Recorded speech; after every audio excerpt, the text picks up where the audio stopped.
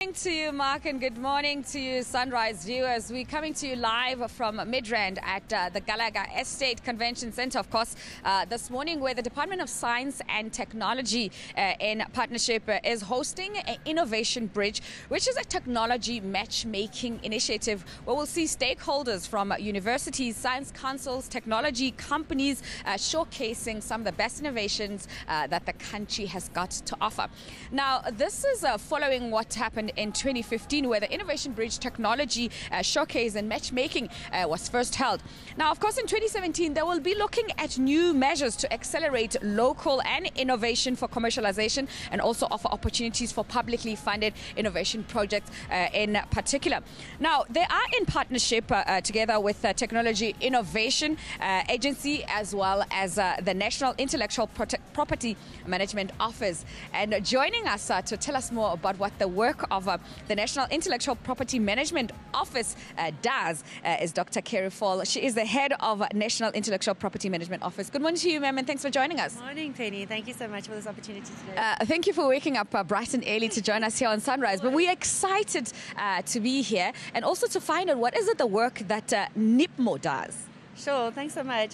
So as far back as 1996, we identified as government the need to enhance research and development outputs such that they have an impact on the quality of lives of our people. And so NIPMO was set up to really play a regulatory and enabling function to enhance that transfer and to make sure that our universities and science councils become increasingly relevant to the environment in which they find themselves. Now, in the value chain of the work that the Science and Technology Department does, where exactly does NIPMO sit? So NIPMO sits actually across the whole value chain because we sit from the point of creation of this new knowledge that happens in the laboratories, in our science councils and our university, as well as any small company doing research. And then we make sure that that intellectual property is protected as far as possible. We enable that process. And then how is that intellectual property actually finding application? So how is it being commercialized and or utilized in the public domain? So now, in terms of like this matchmaking summit exhibition that is happening here, it's the second one. I mean, what can we expect? So it's going to be a really dynamic day, which we're really excited about. The main focus is the exhibitions. So it's the technologies that are on show today. And so we really encourage everyone to come and have a look at these technologies and find opportunities.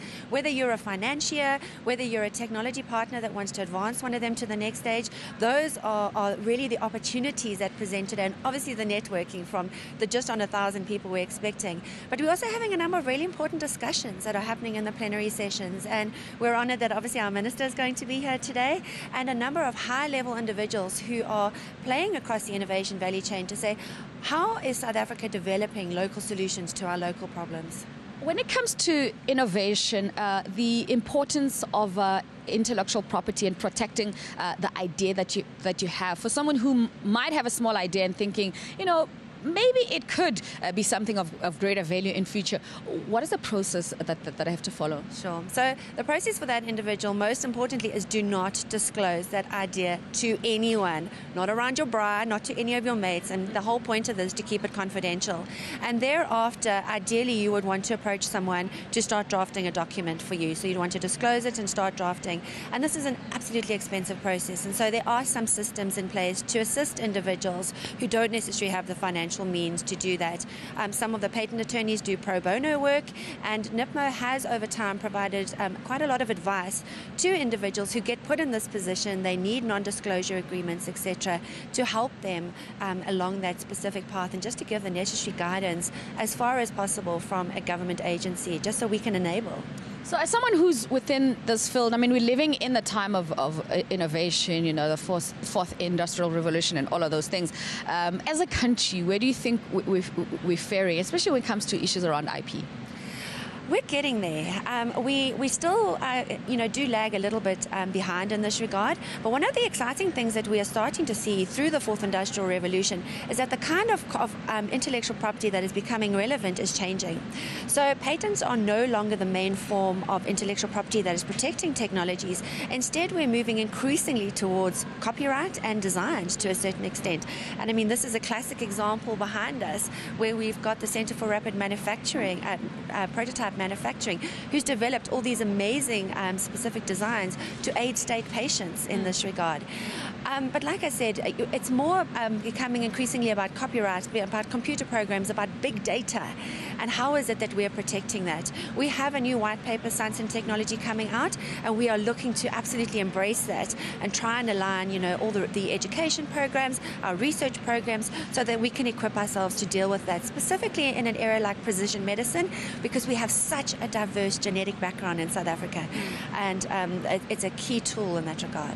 Okay, in terms of like an innovator, I've got this idea and then I'm following it through. I want to see it becoming a success. Where exactly does NIPMO come in? At what level in my innovative idea? So depending on who you are, so unfortunately NIPMO's mandate is very focused, which was also a good thing. We focus on if the individual has received public funds. So if, for an example, they receive funding from the Technology Innovation Agency, we will come in and assist with education. So we do a lot of education awareness with a number of their investees, and we will come in to provide advice as far as possible, and they then need to report to us. So what we have now developed is a database of all publicly intellectual property on behalf of South Africa, and we mine that database and we track that database to see how are these specific innovations approaching the market over a 6-monthly type basis. The average innovator off the street has different kinds of options. So there's a support program for industrial innovation, which is housed within the Department of Trade and Industry, and they're able to get support there specifically for patenting and the like. So like I said, NIPMO's mandate is limited to publicly funded research and development. So there are some rural communities or someone in some rural parts of the country who might have an innovative idea and they're just thinking, I could approach one of the public funds and get the idea going, but they don't have enough information about IP. Do you interact with such communities to empower them that if they ever find themselves in that position, they should know what steps to follow and how to go about it? We don't interact with the communities on that broader level, but what we do is we have a sister program within the Department of Science and Technology, which is Innovation for Inclusive Development. And NIPMO has been working with them to understand what is needed for grassroots innovators. So we're busy developing a guideline document in that regard in order for us to be able to provide this broad level guidance specifically to innovators, as you indicated, who may be in a more rural area and are not aware. And this is so that these innovators don't get taken advantage of, and we have quite a few pieces of legislation in this regard, specifically around indigenous knowledge and genetic resources. And again, we have a sister department within the Science of Technology, Department of Science and Technology, who's called the National Indigenous Knowledge Systems Office, and they are developing a database of all indigenous knowledge type medicines, etc. And so this also provides an opportunity for the community to engage and for us to understand their needs. So talk to us about some innovative ideas that you're currently working on as NIPMO that we need to know about. Maybe highlights of the past and current projects. There's at least 2 that I'm really excited about. One of them is coming out of the University of Limpopo.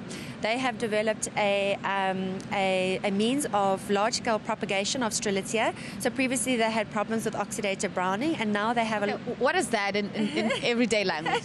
Okay, so a Strelitzia plant needs to be grown in a culture environment, and so typically it needs to be very sterile. So it needs to not have any bugs on that, and they just couldn't get that process to work well. They've now developed a very complex methodology to be able to do that, which means they can now make loads of Strelitzias. They can start propagating them within glass houses, and so this is creating opportunities. So this is obviously for the agricultural... Absolutely, in the agricultural sector.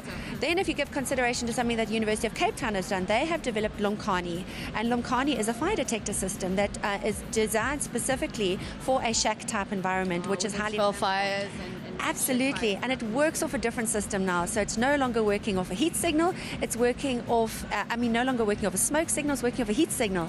So it means the trigger is so much faster.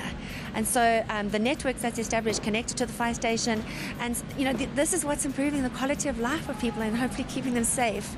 Okay, now, well, for me, that's what science is about. If it improves the quality of life, from the little things like getting the right tone of lipstick to preventing fires in our communities, that's what it's all about. As we come to you live from Galaga Estate this morning, of course, it is the Science and Technologies Innovation Bridge, and we're going to be finding out about all these cool ideas that will improve our everyday life as we continue right here on Sunrise. Do stay with us.